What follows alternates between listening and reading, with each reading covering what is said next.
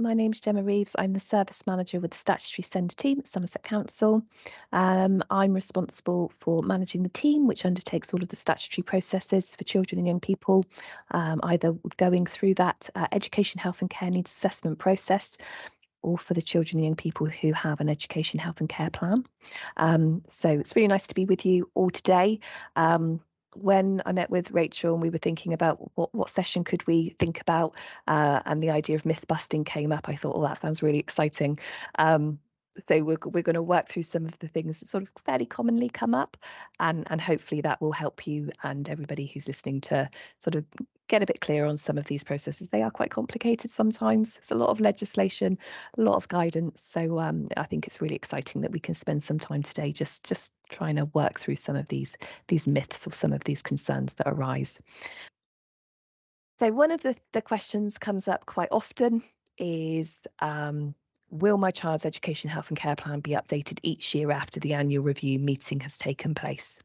And the answer to that is no. And I think this is a good area to think about and hopefully support parents to understand that every year your child should have an annual review meeting. If the child is on a school roll, that should be the school that arranges that annual review meeting. If your child is electively home educated or are EOTAS, then the local authority should be arranging that annual review meeting. And that meeting should take place on an annual, yearly basis. However, it doesn't mean that the EHCP itself will be updated every single year. The Code of Practice doesn't expect that to happen. And I think this is often one of those myths and one of those areas that can be a bit confusing, the idea that something happens annually, but then actually the plan doesn't get updated annually. What we know is an EHCP is that kind of long-term plan. It's not designed to be updated frequently, but there are some times when we must update a plan, and that is very important when a child's at a transition point. So the classic being they're in year 6, they're moving to secondary school next September, and we have a responsibility to make sure that that plan is updated. We must secure a new school placement for them. So we must update that plan at a transition point. And the other time we should update a plan is if there is evidence of a significant change in need. So where there's been good, thorough, clear assessment of need, then actually probably for the majority of children, their needs aren't going to change that significantly within a 12-month period. Every child's different, every child's in a different position. But generally speaking, a plan should not need to be updated on a yearly basis. So we're looking for evidence of a significant change in need. That's the words used in the Code of Practice. And where we can see that significant evidence of a change in need, then that plan may be amended at that point in time. What must happen is when an annual review meeting has taken place, the local authority should then receive the annual review report from the school, and the local authority must confirm with families the outcome of that annual review meeting and confirm whether the plan will be amended, whether the plan will continue to be maintained with no changes, or whether the plan can be ceased if all of the outcomes have been met. So that's our first myth, or our first question to think about. Will my child's EHCP be updated each year after the annual review meeting has taken place? And the answer is no, it won't be updated every year. I've got a fly in my face now. What I would also say is I think it might help just to also give a little bit of a sense of scale. So in Somerset now, we have over 5,000 education, health and care plans. So actually, from a practical, functional point of view, the ability to be able to change all of those plans, it is simply not possible, and that's the same across the country. So I think hopefully that's helpful, and hopefully provides a bit clearer information about what should happen with your child or your young person's education, health and care plan. Okay, so another question that comes up quite fairly frequently is talk about emergency annual reviews and the idea that a school can just call an emergency annual review and sort of phone a parent and say, we're going to have an annual review tomorrow or beginning of next week. So can a school call an emergency review sort of for the next day or day after? And the answer to that is no, they can't. They shouldn't be. That's not what should be happening. So we always like to point out that actually there is no reference to an emergency annual review. There is an opportunity for an early annual review to be held, but there is still a lot of discussion around we'll hold an emergency annual review. It isn't a thing. And we always talk about these processes. We know these processes are quite long. There are timescales set out. They can be very challenging timescales to adhere to. But the idea of there being any scope from that emergency, that urgent response approach in statutory send, there is no mechanism for that. So there is an early annual review, which can be called. But even if a school or a parent or through discussion, it's been agreed, let's hold this annual review earlier than it was due to be held. Even if that is the case, then families and professionals should still be given 2 weeks notice of that meeting. So if you're ever in a position where you're contacted by somebody and says, oh, we're having an annual review, it's going to be tomorrow, can you come along? And you go, well, no, I can't come along. I've got work, I've got other commitments tomorrow. That's not sufficient notice. Then you are well within your rights to say you should be providing me with 2 weeks notice. And it's really important that happens. So schools should be arranging meeting with 2 weeks notice, and they should be contacting professionals and families in advance of that to request up-to-date reports, information, advice that can be shared prior to that meeting. So you come into that annual review really informed and in a position to know what's going to be discussed. So early annual reviews aren't needed in the majority of situations. Often meetings might need to be called with wider professionals, and there's a lot of different types of meetings that could be a barriers to learning conversation, calling upon an EP or an advisory service to come in and work and have some consultation or some discussion for some support. But actually the vast majority of children and young people who have an EHCP should have their review held at the normal time, sort of at that annual, that 12 monthly basis, and there shouldn't really be a need for an early annual review to be held. There can be a need for that to happen. So actually, if you live in Taunton and you move home and you move to Frome, and your child needs to change from their school in Taunton to a school in Frome, then actually an early annual review would need to be held. And that's I think, hopefully, a good example of when an early annual review should be called, because actually there is then a process that needs to take place to support getting a new school place for a child who's got an education, health and care plan in that new town within Somerset that they've moved into. So that's a reason why an early annual review might be appropriate, but like I said, the vast majority of the time, an early annual review should not be needed. And I've already said that. That's on my other slide. But yeah, the local authority will hold the annual review for EHE and EOTAS families, and schools should be holding the review for the child if they are on their roll. Okay. So another question that comes up quite frequently is thinking about that change to, I always use the scenario primary to secondary school, but the same principle applies if you're in a first school and your child's moving to a middle school, or middle school to upper school, or if your child is in a secondary school and then ready to move on to college. So any time your child transitions from one school to another school, these principles, these points all apply. So if your child has an education, health and care plan and they're moving to a different school for next September, do you need to apply for a school place? So we know that school admissions have their processes that have deadlines as well, where they contact families to say, if your child's in year 6 going to year 7, you need to apply for a school place. And a frequent question is, do I have to do that if my child has an education, health and care plan? And the answer to that is no.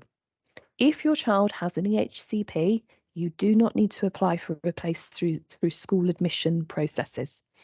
What should happen is the annual review meeting should be held. At the latest, that should be held by early to mid-November in the year before your child will go to secondary school or change schools the following September. And the local authority will then receive that annual review report, and in that circumstance will always amend that plan, because, as I've said, we have to update that plan and we have to secure a school place for the September.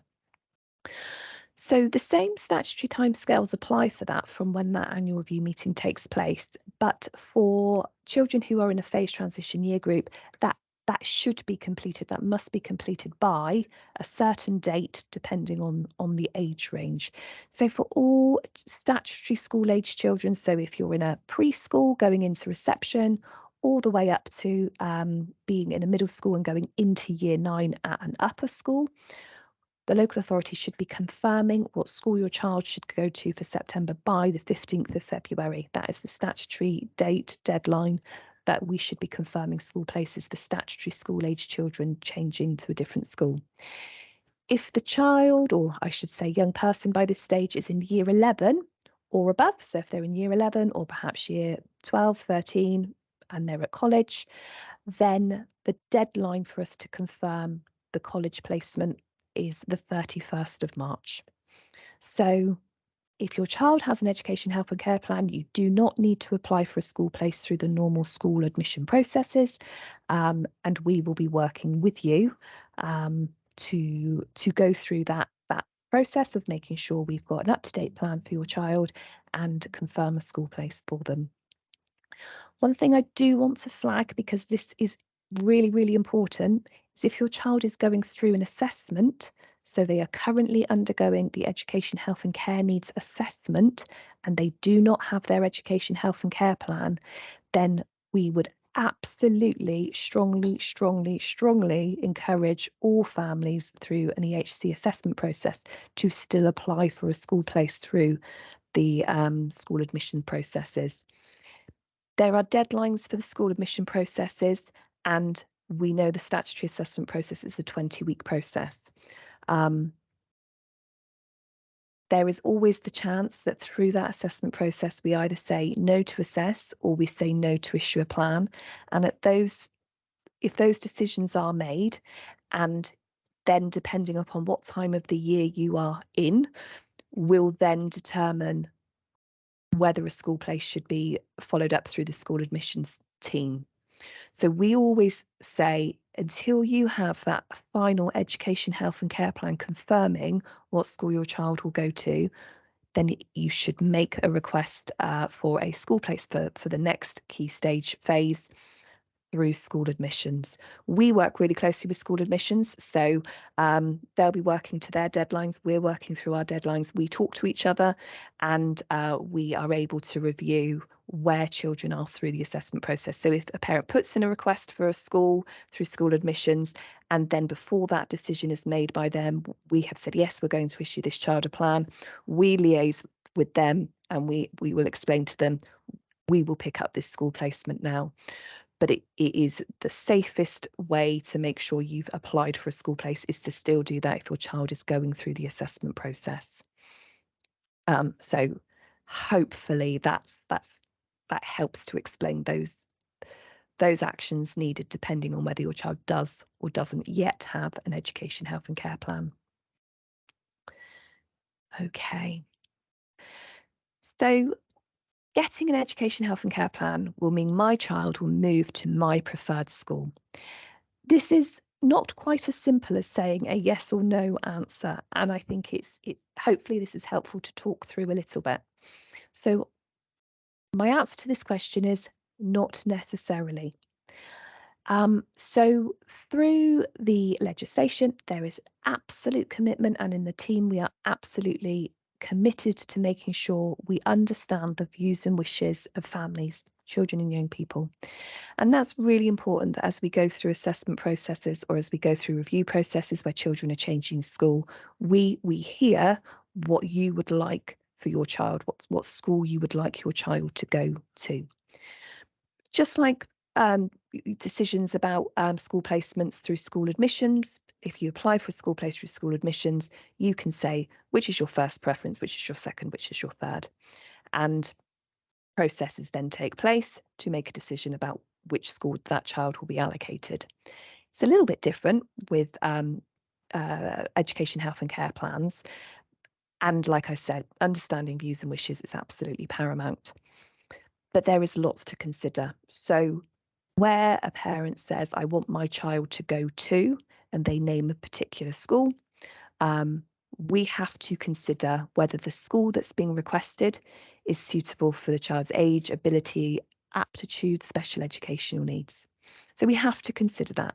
And we do have circumstances where sometimes a family will say, I want my child to go to Somerset Progressive School.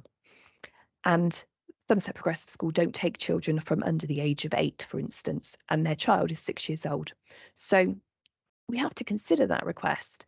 But because the school isn't allowed to take children of that age group, then obviously that's something that has to be thought about, but it doesn't mean your child is going to end up there. So those points around age, ability, special education needs are one of those things we have to consider when a family say, I would like my child to go to this specific school. Another area where we have to consider is whether that setting has capacity to admit another child.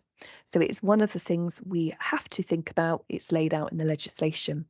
And we're not allowed to place children in schools if by placing yet another child into that school is going to impact on the education of children who are already there. So really this comes down to capacity of the school. Is there a space available for the child in the school? And this usually starts to apply more for special schools than it does for mainstream schools. So usually this is relating to a special school. So perhaps a parent said, I'd really like my child to go to Polden Bower School, for instance, and actually we've spoken to that school and they say, we cannot admit another child because if we did so, class sizes would become too big. We don't have the space. And therefore, if we did that, it's going to start impacting on other children who are already placed there. So we have to think about that. And we know that's really difficult for families. It's really difficult when you've visited a school perhaps and you really like that school, whether that's a special school or a mainstream school. And actually that starts to apply that position around, is there space, is that capacity? We know there is real stretch on special school places in Somerset. That's also a national issue. So we know that that's something that can be really difficult for families. And I think that's why it's important that we do talk it through, because we want to work with you.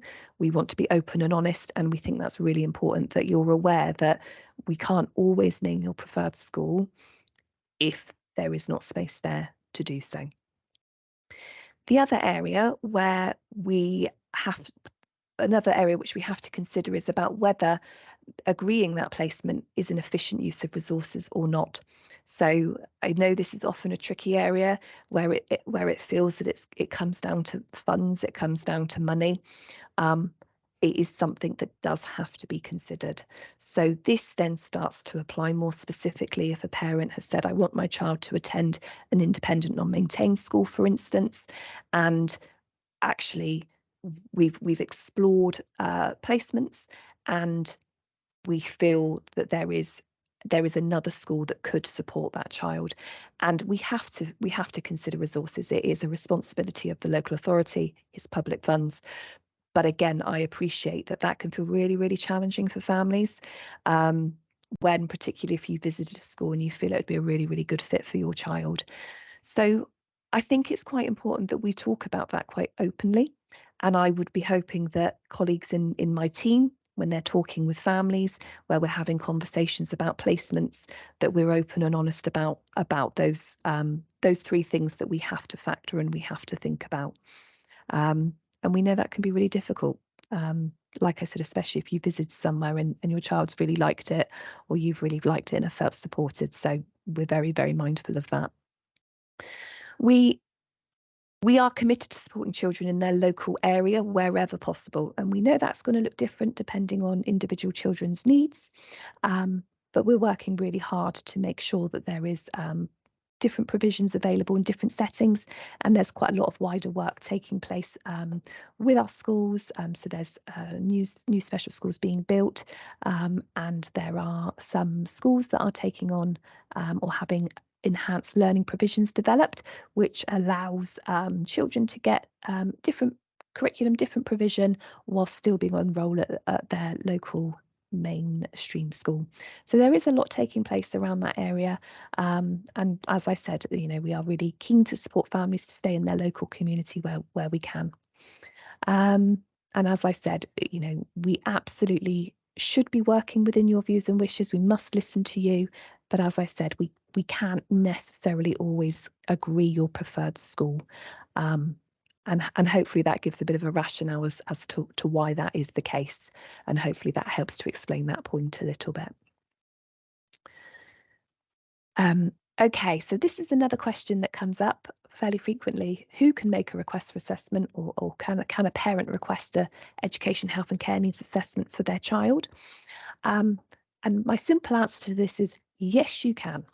What I've done is I've included some links to lots of information on Somerset's local offer around who can make a request for assessment, when is a good time to make a request for assessment, actions that we expect to happen and are really helpful to support the child before a request for assessment is made. And there is absolutely loads of information about this on the local offer. So what I didn't want to do is spend a huge amount of time talking through all of this, but I wanted to just say absolutely, if your child has got special educational needs and you want to make a request for assessment, that is absolutely your right to do so. What we're always looking for is understanding what the child's needs are and what support they've been receiving. And that's why it's always really helpful if you've had a conversation with your school SENCO, if they're able to explain whether they would put a request in or not at this time. And I know we've got some colleagues from Sendias with us on the call today, and we know they're really, really helpful and supportive in supporting families who've got children with SEN support in a school, and actually when is the right time or a good time to make a request for assessment. So lots and lots of information there, but absolutely it's not just a school that can make a request for assessment. Parents can make a request for assessment, as can wider professionals, providing they've got consent from the family for that request to be made. So lots of information there. And another question that's come up around what is a COMS. I'm sure you're all aware there's like a 1,000 acronyms for special educational needs and education. So we've got another one here, a COMS, which stands for a collaborative outcomes meeting. These are still fairly new. They've probably been taking place in Somerset for the last 18 months or so, and it's part of the education, health and care needs assessment process that we've developed as a way to have a meeting with families, with schools, professionals involved, to work together to get the best outcomes for that young person. So this is a collaborative meeting, a joint meeting, usually held on Teams. We can hold them face to face if that's helpful in some circumstances, but really it's about everybody coming together and looking at working with the educational psychologists and other professionals to understand when the needs have been identified, understand what outcomes are going to be agreed and what provision will support the child to reach those outcomes. So these are taking place for probably around 65–70% of families who are going through the education, health and care needs assessment.